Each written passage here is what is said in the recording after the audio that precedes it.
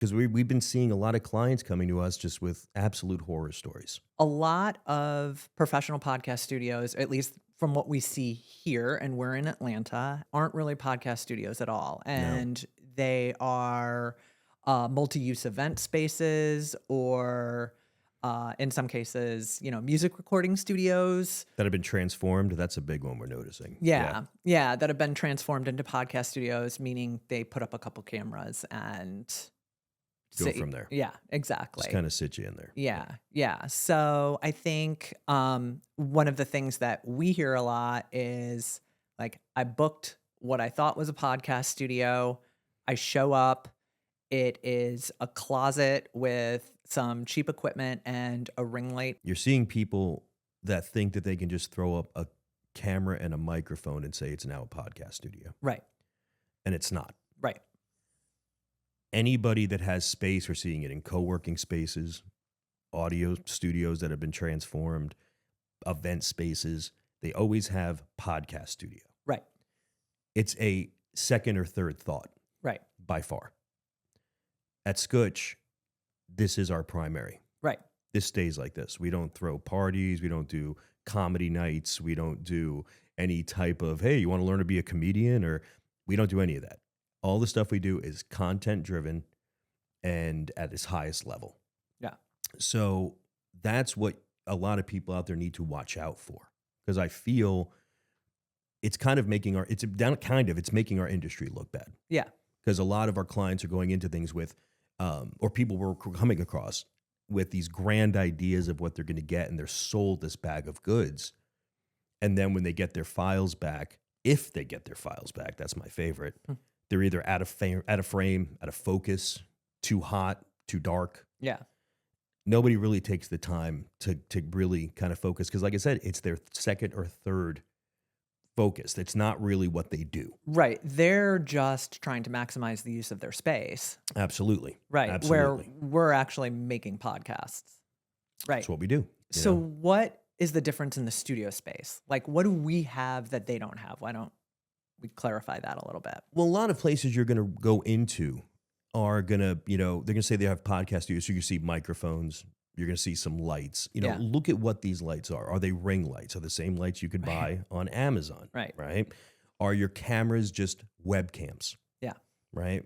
How are they? Are you shoved into a tiny room that there really aren't decent camera angles? Is your set not lit correctly? Is it not giving types of like dimension, other types of things? These are all things to look out for. When you're looking at a big name podcast, you notice the set had some thought put into it. Right.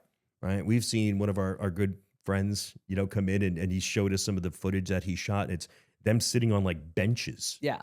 Like they just like, oh, there's 3 people here. Just throw a mic in this guy's hand. One guy's half in frame.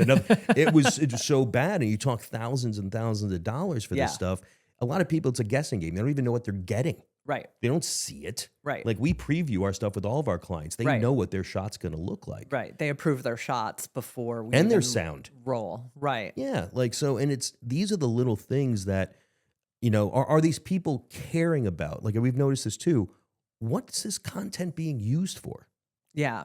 Right. Why am I shooting this? Yeah. Right. Is it because I'm using it for Instagram? I'm using it for TikTok. I'm just putting it strictly on YouTube. Actually, this is all for in-house for our company. Whatever that is, it changes how you do it. Right. It changes how you shoot it, how you light it, what the post-production could be, which we also do too. Right. It's these little questions that change how you attack and approach a podcast or studio content. Yeah.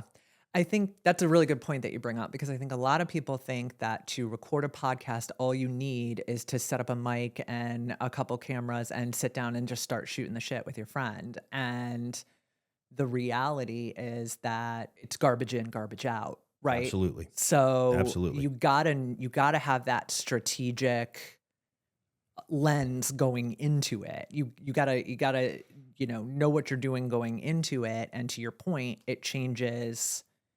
It will predict how it comes out afterwards based on how it goes in. Absolutely. I remember being back in the day when we would record, my band would record in a studio.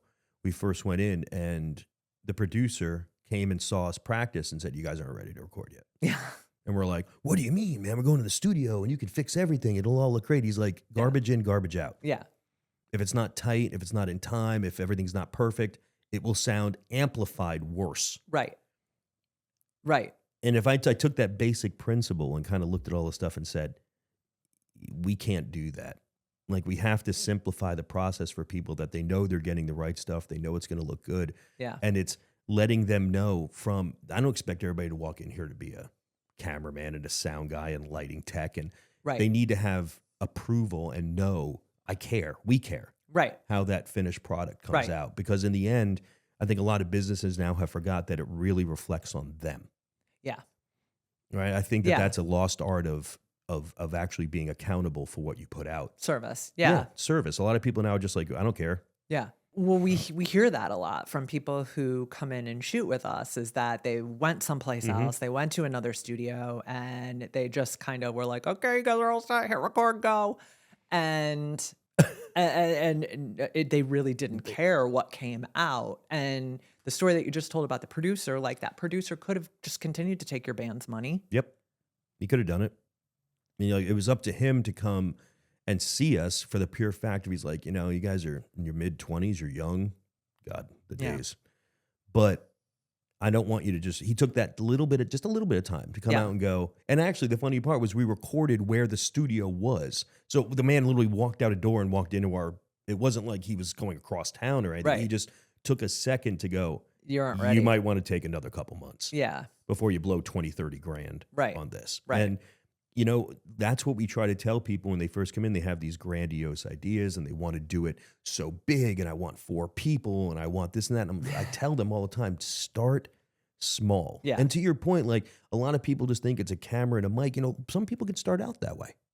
And that's great, right? Like, that's you controlling. But if you come into my universe and you give us money to produce something for you, it will be a top quality. Yeah. But I can only do as well as you give me. Right. Right. And that's kind of what I think the heart of Skutch is I want to let you know, I'm not here to just take your money. Right. Because if it comes out bad, that's pretty much a loser for me. Right. I think what makes us different is our philosophy is we really, we want to get the best out of you. Absolutely. Like, we want to make you look. To. Absolutely. We want to make you look as great as possible. And I think I was thinking about the young kids, I'll call them kids, the young gentleman and his girlfriend who came in here and shot with us. And it was the first time that they had ever done anything like this. And they came in and they were incredibly nervous. Oh my God, I've never seen. They were so nervous. And he's a professional athlete too. Yeah. And he's been in front of hundreds of thousands of people playing, and he was just very nervous. And you sat down with him, you're like, you want some coaching here, like, here's some advice, let's talk this through, this is what you want to do, you want to look here, you can move your mic around here, gave him all the etiquette, look and the here, coaching. do this, feel free. How do we get in? That was how do we start? Yep. Just start, have a conversation, talk to each other. And they fell right in. Yeah. It's like, I'm not saying we're miracle workers, I'm just saying we give a shit. Right. That's what's different. I care. Like, I can't, we've had this conversation a lot because it also comes both ways. You feel you get kind of, people push towards sometimes like wanting certain stuff, and you get to weed out who really wants to work on stuff. And but it really comes down to, I want to put out the best product for someone. Yeah. Right. Because I really do think that reflects on us. And that's how Skutch was built. Why does your studio look different? Why does your studio have, because we kept kicking that level up. Yeah. Right? We kept noticing stuff and go, boy, that would look great. And then we do it. Yeah. And it looked great. Or boy, that would sound incredible. And we do it. And it does. And people notice when they come in. Right. And it's a very unique space. It's unbelievably welcoming. Everybody seems to love it. We've never had a problem with anybody coming in. They've been like, I don't feel it. In the beginning, it's a bit odd. Yeah. Right. It's weird because like it's in a house. Yeah. Right. It's in this weird house and nobody can kind of like put it together. But once you kind of settle into it, I like to think of ourselves as like the Sound City.